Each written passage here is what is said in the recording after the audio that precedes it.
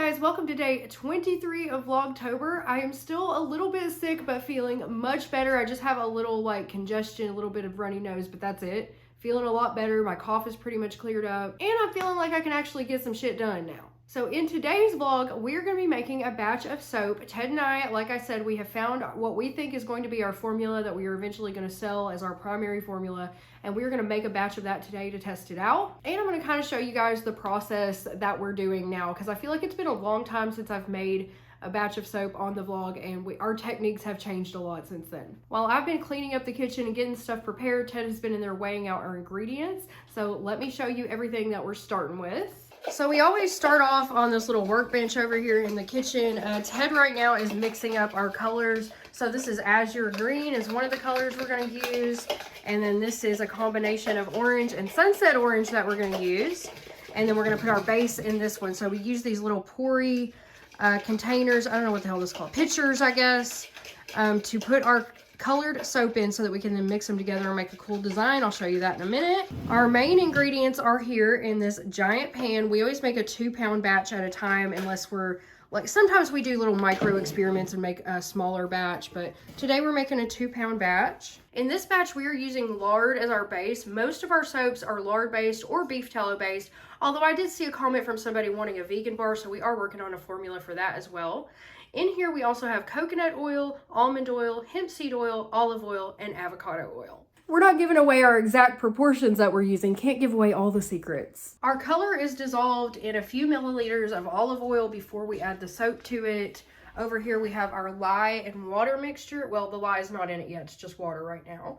And then over here we have our scent. So this is orange essential oil with the orange color, and next to that is eucalyptus. This is a combination we've never used before, but we're trying to use up the essential oils that we have before we order any new ones, just with our experimenting with our process and our formula. So that's one combination we haven't done, is eucalyptus orange. I don't know how it's going to turn out. They smell good together, so fingers crossed. But once again, these are not the bars that we are going to eventually sell on our own website. This is just playing around. And some of these we may sell, if they turn out well, we may sell them as experimental bars, but we'll see. So far, this formula right here with these ingredients we found has been the best combination that we've tried, as far as it being moisturizing, cleansing, lathering, all the properties that you would want in a really nice, luxurious bar of soap. Oh, and under here is our lye. We have to keep that very protected because it's very caustic and dangerous. So we make sure we're very, very careful with that. So our first step that we do is to take our giant pot over to the stove and start melting our oils.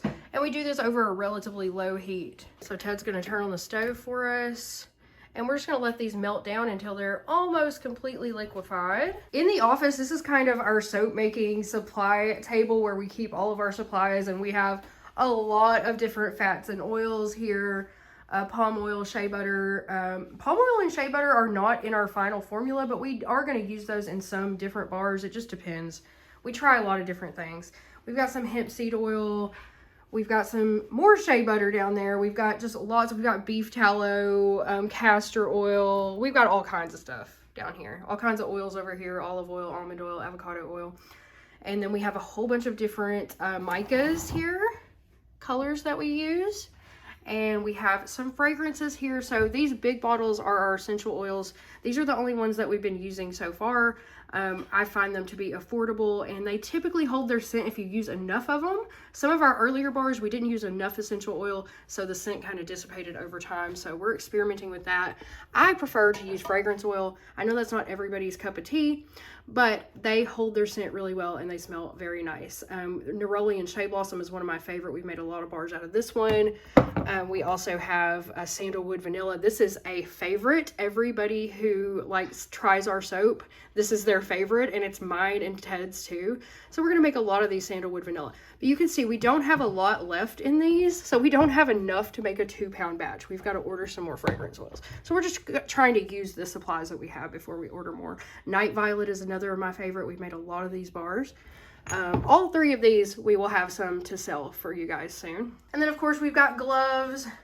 This right here was to cut our labels, this old rusty ass paper cutter that Ted found in like some old building he was working in. This was our old soap cutter. We no longer cut soap like this. We have a very fancy soap cutter that cuts all of our bars uniformly. We keep old buckets because we use these to mix our soap in, which I will show you here in a little bit. We've got a bunch of molds over here. We've got a bunch of lye.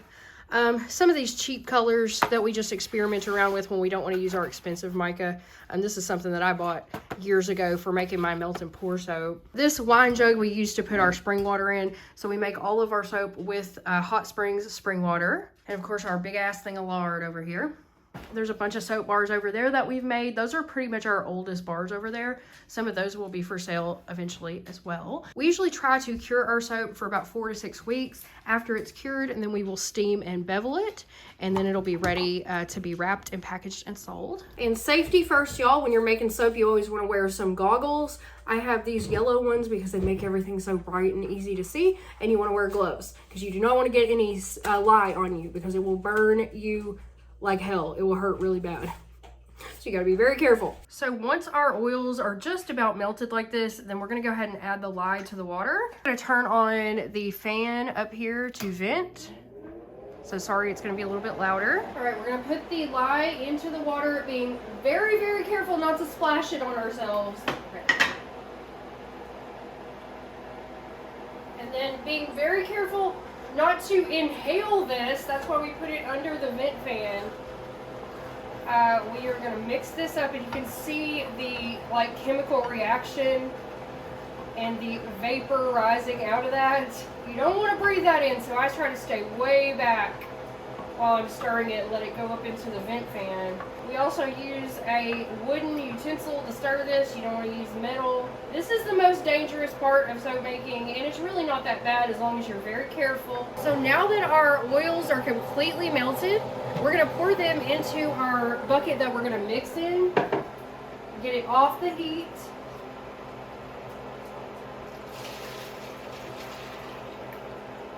Now we let this sit and cool, and we want the oils to become around the same temperature as the lye. So Ted is checking our temperature here. Our lye is currently around 148 degrees, and our oil is around 154-ish. So we need them to cool down more than that. So what temperature do we usually get them to, Ted? About, I guess, depend how thick we want it, but for this we want a thinner trace because we're doing a design. Yeah, around both of them at around like 120 degrees Fahrenheit. Yeah. And then within like about 10 degrees of each other. Like if this starts cooling down first, like if this gets to 110 and we're at 120, we're mixing them. Yeah, so within 10 degrees of each other, somewhere around 110 or 120. That's what we typically go for when we're doing a design with multiple colors. Ted's ready for business, y'all. He's got his goggles on. We're at 129. 129 on the oil. And 115, I think we're ready. You think we're ready? Yeah. Okay, so Ted is going to pour the lye into the oil for us. And this would be the most dangerous part because this yeah, that's true. I said mixing it was the most dangerous. Actually, this is the most dangerous. If you spilled this and it gets on you, like it's gonna hurt bad. The whole reason this mixes with these fats and makes soap is because it binds water and fat. The lye is what'll do all that, and your body's made out of water and fat, so it would just be a bad thing. Yes, it would. So he's very carefully pouring a little bit in. Give it a stir. He's pouring a little bit more in. Stirring it in. And this is how we begin the process. And then once he gets that stirred in, I'm going to take over and mix. Okay, so we're going to take this immersion blender, which this thing is a necessary if you're going to make cold process soap. And I'm going to just pulse it a little bit on low. I'm just going to do this.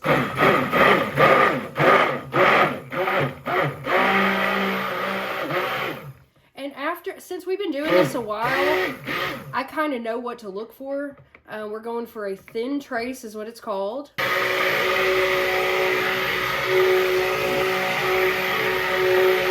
I'll do it for a minute, and then I'll kind of give it a stir, and then I'll do it a little bit longer.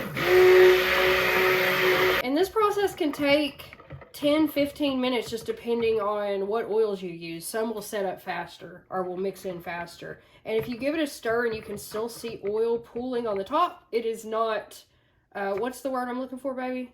Saponified. And see, you can still see the oil on the top, so we don't have a trace yet. So when I pull the blender out and I let it drip on top, it needs to pool lightly on top for a light trace. We're not there yet, but we're getting close. And you have to have that. If you don't have that, you didn't get your reaction, and it'll never harden. It won't harden up. You won't get soap. Yeah. Okay, so it took about 5 minutes or so of blending, but I think we're where we need to be. So when we pull it out and let it drip back on top, see how it kind of sits on top? I don't know if you can see it in the camera, but I can see it here. It sits on top, and that means we've got a light trace. So we are ready to mix in our scent now. So all we're going to do here is pour in the orange essential oil. How many ounces is that, baby? 2 ounces. Okay. And then we're going to pour in the eucalyptus essential oil. This is an interesting combination. I hope it turns out well. And then we're just going to stir that into our soap until it's well mixed. And the orange is kind of giving it a little bit of an orange color. That's going to fade out though. Okay, now Ted's taken over and we are about to divide up our soap to make our design. And to do that, we have these 3 pitchers that we use here. So he's got it marked with a line on the bottom, if I can get the camera under there. And he is going to fill it up to that line. From experience, we've learned kind of how much to use for each one, depending on if we're using 2, 3, 4 colors, whatever. For this one, we're using 2 colors and a base. So then he's filled that one up, and then all the rest goes into this pitcher. That's just our base soap, obviously. We're not adding any color to that one. We have our mold here. This is a 2-pound loaf mold that we are going to use. This is typically what we make. When we're making them to sell, we will make 4-pound batches. But when we're just playing around like this, we like to do 2-pound batches. Occasionally we'll do a 1-pound batch, and that makes those little mini bars, which if you order some soap from us in the future, we're going to be sending out free mini bars to the first people who order from us. And we've got some really nice mini bars. Okay, so here's how we're going to do it. We're going to first pour in some of the base, and we have to work kind of quickly here before the soap starts to harden. I mean, you got a little bit of time. You got a little bit of time. It will get thicker as you're messing with it, though. So then we basically beat it down to get any air bubbles and stuff out of it. And then, oh, let me help you mix. We got to mix the colors too. Okay, so the way we're going to do this is we have our base down. We're going to take our first color, and I'm just going to go back and forth in a straight line like this. That's not straight. It's not a straight line at all. I'm sorry. I'm sorry. But it'll look cool. I mean, it's not like an exact thing. And then we put some more base on top of that. And then Ted's going to take his and do a better job than me at doing a straight line. Yeah, you don't have to be perfect because it's still going to look cool. And yeah, you did yours a lot better than mine. I went super thick. Base. Oh, sorry. Ted has become quite good at doing the design. All right, and I mean, no matter what you do, like it's gonna look cool. I mean, there is some people that are like really good and do really cool stuff. We're not that good.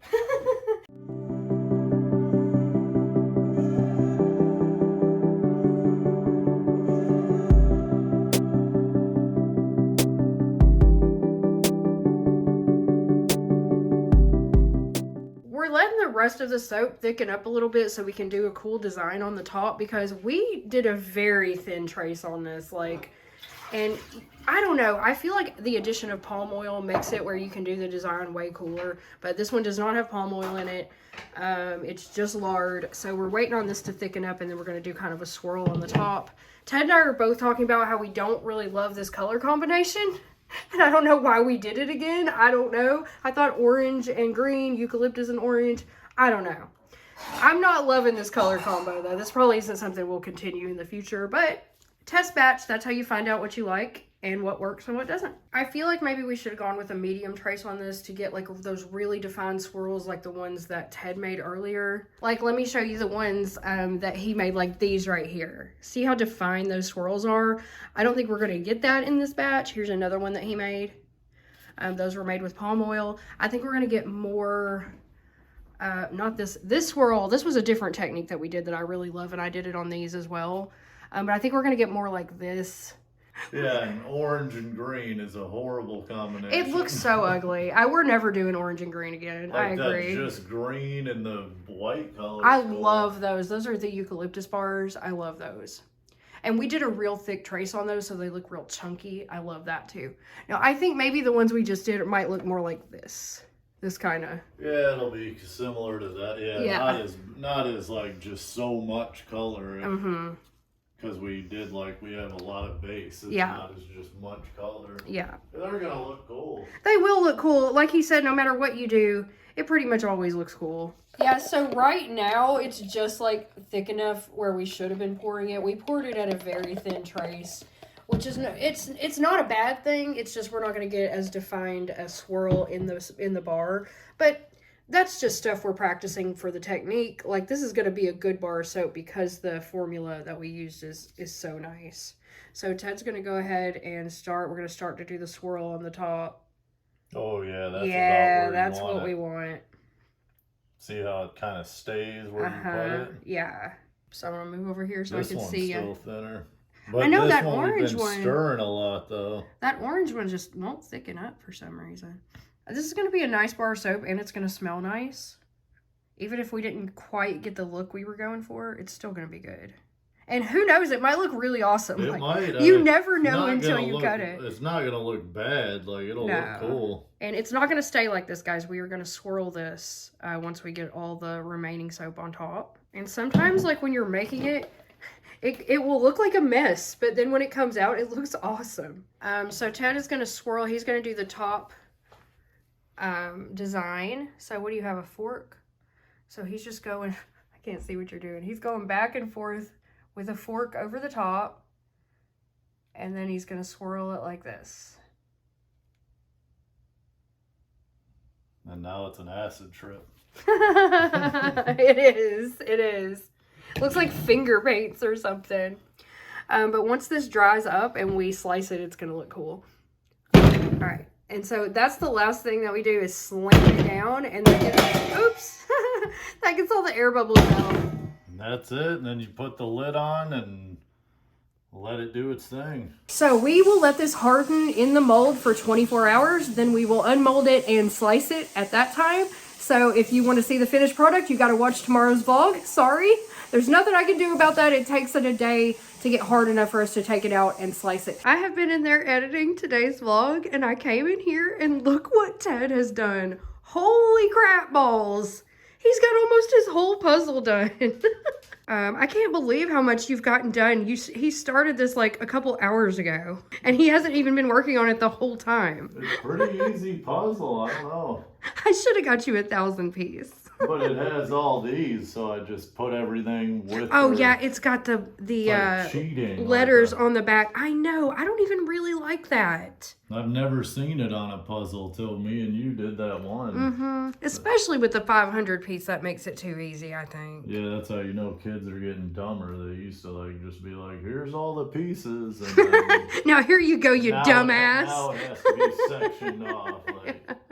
Anyway, I gotta go back and finish editing. I just came in here. I was just like taking a break to stretch my legs. I was like, holy crap, Ted, you're almost done. What do we have going down in here, baby? This is our new table. Awesome. We just got our new table delivered. This is gonna be for the kitchen. We wanted something a little bit bigger and a little bit nicer than that folding camping table that we have in there. I don't know if it's going to be a whole lot nicer, but it is going to be bigger. Is it shitty quality? I mean, it's similar to the quality of the camping table so far. Well, it's got to be better. It's made out of like pressed wood or something. I don't know. It was kind of cheap, guys. But I don't know. We'll see. We'll see once Ted gets it put together. I just finished editing, and I want to show you guys how the soap looks now after it's had a chance to sit for a minute. Look, so actually when we first did it, we like didn't know about the appearance, but now I'm thinking this is gonna look pretty badass. Yeah, I think it'll be nice. Ted agrees with me. Like, look at the design he did on the top. I think it's gonna actually look a lot cooler than we thought in the beginning.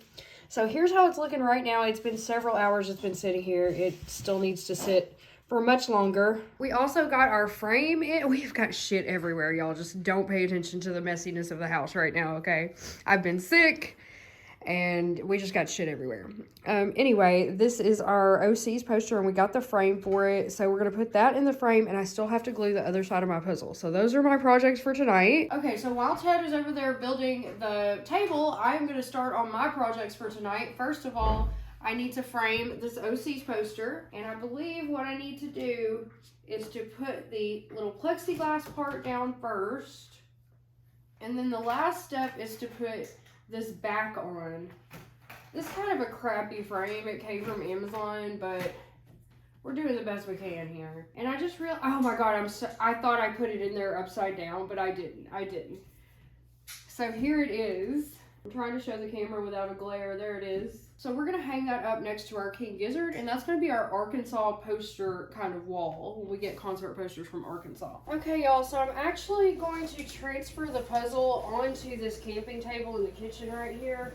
Oh, it's going smooth. It is going smooth, but look, it's falling apart. It's falling apart in the middle. Lost 2 pieces somewhere. Yeah, it's not glued well. So because when I glued it before, I glued it on that box that had that had a like dip in it, it didn't glue these pieces down. So I'm gonna have to re-glue this part right here. So lesson learned, you need to be on a super flat surface, and actually that's not even that flat because it still has that seam in the middle. I'm gonna move it over here. And I don't care if I get glue on the camping table, so it's not that big of a deal. So I'm just gonna pour a little bit more of the glue in the middle. Oops, more than I wanted. To those of you who suggested that I get Mod Podge, I will try that next. But right now, this is what I have to use. I'm gonna re-glue this, and then there was like a little part over here on the edge. And I'm just gonna keep this on this table overnight again. And tomorrow I'm gonna glue the back side, and hopefully that's gonna do the trick. So here it is now, and there are a few places where, like right there, you see how these pieces right here, I feel like they're a little bit uneven. I don't know. I'm hoping that's going to work out once I glue the back of it and like get it in a frame. I'm hoping you won't be able to tell. It was my fault because I tried to glue it on that friggin' box, but I think it's all going to work out in the end. Now we can burn that piece of crap. It's going in the burn pile. Y'all, our table is coming along here. Check it out. It looks really nice. I actually like the top of it. Do you think it's going to be sturdier than the camping table, Ted? I think so. Yeah, I think it'll be all right. I mean, it's just kind of this cheap metal and everything's all screwed together. But... Oh yeah, I mean, it's a cheap table. We got this on Amazon, y'all. I'll link to it down below. It was fairly cheap. I think it was less than $150. It was sold as a computer desk, but we're going to use it as a work table in the kitchen. And also it comes with these like electrical outlets on it. That's one of the things Ted liked about it. I like to come with every tool in the bag to build the thing. Yeah, you don't even need tools. You can just order this. It comes with like the screwdriver and everything you need to build it. That's really awesome for people who don't have tools. And it hasn't taken him very long to put it together either. No, probably 30 minutes. And it's tall. It's so much taller than the camping table. Like, this is going to be a nice workstation for our soap making and just to have an extra surface in the kitchen. Compare that to this table that we have in here now. That one looks so much better. And we like measured out to make sure that it was the size that we needed for the space. So it's like the same width as the camping table because we knew we wanted to keep the width, but it's longer and it's taller. I did just put my freaking puzzle on this table, but we're just gonna scoot it out of the way for now. Here she comes, my angel, my shining superstar. Okay, yeah, I'll move this one. I'm gonna scooch this one out of the way over here. Probably scoot it into my office in a second. I'm holding the camera while also scooting. And then we're gonna scoot this one into place. It's longer. It ain't much taller. It's not About much the same taller. height. Actually, it is about the same height, but it feels taller. I don't know why. Maybe because it's longer. All right, so, and we also wanted something that was open on the bottom because I feed the dogs under that table. So we didn't want anything that had like shelves on the bottom or anything. I gotta put those paper towels away. I told you I just got shit everywhere. Something like that, I think. Yeah, that's perfect. And we still have our spice cabinet up there. We have room for more wall hangings on this one, on this wall. And we have 2 tables in here. Don't worry, the folding table's going, and we're just gonna be left with this nice work surface. And we're gonna use that for soap making, like I said. And just anytime we need extra surface area, it's gonna be very helpful for cooking Thanksgiving dinner this year, because we didn't even have that. We didn't even have the camping table in here last year, I don't think, did we? No, we didn't. All we had was this little bit of surface over here when we were doing Thanksgiving last time. And then, yeah, Ted just has to plug in the plug from those outlets into our plug under here. And then we also have some more outlets in the kitchen. Yay! So Ted gave it a little gentle shake. And honestly, y'all, that is really sturdy. For a cheap little put it together yourself table, I am quite pleased. Oh my God, you can charge your phone on this thing! Hell yeah, and your vape. That's what I'm talking about. Now I can charge my phone here in the kitchen. Easier. It has the USB-C. You don't even need that little block. Awesome. And like a normal USB too. Wow. Well, our projects are done for the night. I think we got everything done we wanted to get done today. Now I'm just going to spend a little time tidying up the house, getting rid of some of these boxes and stuff. So thank you guys so much for joining me for another rainy day in. It rained all day long today, so it was a great day to stay inside and just get some projects done. I hope you guys have a great rest of your week. We only have a few days left until Halloween. I don't know that Ted and I are doing anything special for Halloween this year. I may see if my brother wants to come over and hang out. We may go out somewhere. I don't know. We haven't planned anything. Like, we're not going to dress up or anything. I don't know. But I'll let you know. And let me know in the comments, what are your plans this year? Are you staying in? We would love to stay in and give out candy, but we learned last year that we don't get any trick-or-treaters, so that's out. So yeah, let me know what you're doing for Halloween. Give me some inspiration. And I will see you guys tomorrow for the next day of Vlogtober. I love you. Bye. All right, you ready? Yeah.